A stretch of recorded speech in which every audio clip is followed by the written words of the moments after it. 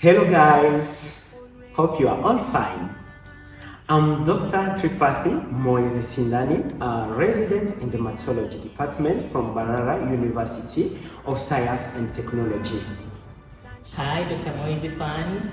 I'm Dr. Mideli Simon Peter, a resident of dermatology at the Barara University of Science and Technology, Uganda. Today we're going to discuss atopic dermatitis. Atopic dermatitis. What is atopic dermatitis, Dr. Simon Peter? I can actually paint a picture of a mother who comes in with a baby, has been worried, skin has been itching for over several weeks. And this mother will say, this child has been having like itchy skin for a very long time, doctor. Okay. I've used everything, things are not working. Okay. The first thing that will come in my mind is atopic dermatitis because it is a common condition. Oh. And it presents as a chronic itch. The child will have an itch for a very long period of time. Okay. And then there will be a personal or family history of this condition. Yes. And then the distribution of the lesions will direct me towards making that diagnosis. And also, if at all, there are other several factors I think we are going to discuss today to let them know about this condition. Oh, wow. Yes. Okay, I think it's very important to know about atopic dermatitis because the epidemiology of the prevalence of atopic dermatitis is so high. And now, who can be affected by atopic dermatitis? So virtually everyone can be affected by atopic dermatitis, but it has a predilection for children and adolescents. We have several subtypes of atopic dermatitis. We have the infantile atopic dermatitis, and this usually starts from 2 months to up to 2 years. And we have childhood atopic dermatitis, which starts from 2 years to 12 years. And then we have adolescent atopic dermatitis, which starts from 12 years. We can combine it with adulthood, which goes up to 60 years, and more than 60 years, we call it senile atopic dermatitis. And this brings to a fact that everyone, virtually everyone, can be affected by atopic dermatitis. Okay, thank you very much, Dr. Simon Peter. So now when I have a mother who is coming in my consultation and ask about atopic dermatitis, maybe she's thinking her child has atopic dermatitis. What can be the cause of atopic dermatitis? Yeah, thank you, Dr. Moise. I would explain to this mother that there are several postulations that have been put about the cause of atopic dermatitis. But the most common ones include genetic predisposition. Usually, some children are born with a deficiency of a certain gene that is responsible for a protein that is responsible for maintaining the top layer of our skin intact. And when that protein is absent, which is called the filaggrin gene, usually there appears to be a break in the epidermal barrier that protects our skin from the external environment. And so the skin is easily irritated and the skin loses a lot of water and the child develops atopic dermatitis.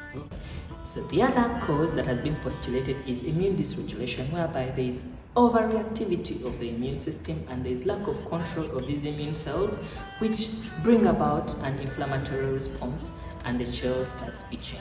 And this has also been in addition to environmental factors that have also been postulated to cause atopic dermatitis, things like allergy to food, certain foods, and allergy to certain woolen products.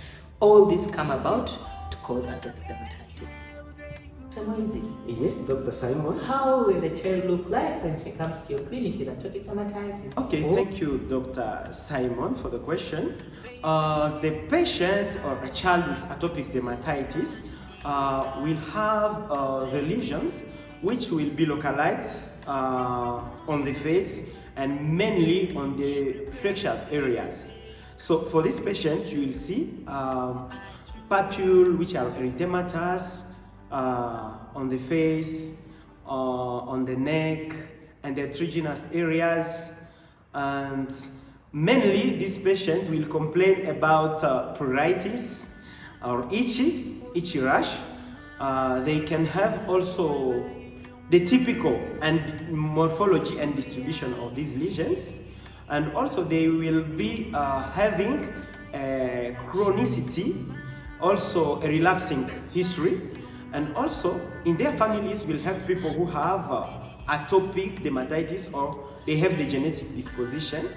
So this patient can have other clinical features like cirrhosis, psoriasis alba, hyperlinearity, hand eczema, and what else, Dr. Simon? Yes, so they can also have food allergies, wood allergies. They can have an elevated immunoglobulin E when you test their blood.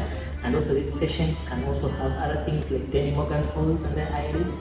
They can also have what we call allergic shyness, which is darkening on the periorbicular areas. They can also have a dirty neck sign, which is usually darkening around the neck side. And also they can have what we call follicular accentuation. Yes, keratosis pilaris. Keratosis pilaris. Yes. Several other features that these patients can present with. Yeah. So, Dr. Moise, this mother has come to our clinic and you've diagnosed atopic dermatitis. What advice will you give to this mother to manage this child? Okay, thank you very much. Okay, the advice that I will give to this mother who has a child with atopic dermatitis. First of all, I will just explain to her that this disease is a chronic, so it means it can go and come back. So they have at least to know that. So then the advices that we can give about the types of clothes to wear, we'll tell them to be putting on cotton clothes. They have to be using non-scented perfumes or soaps. They have to stop showering children or their child several times. Thank you very much.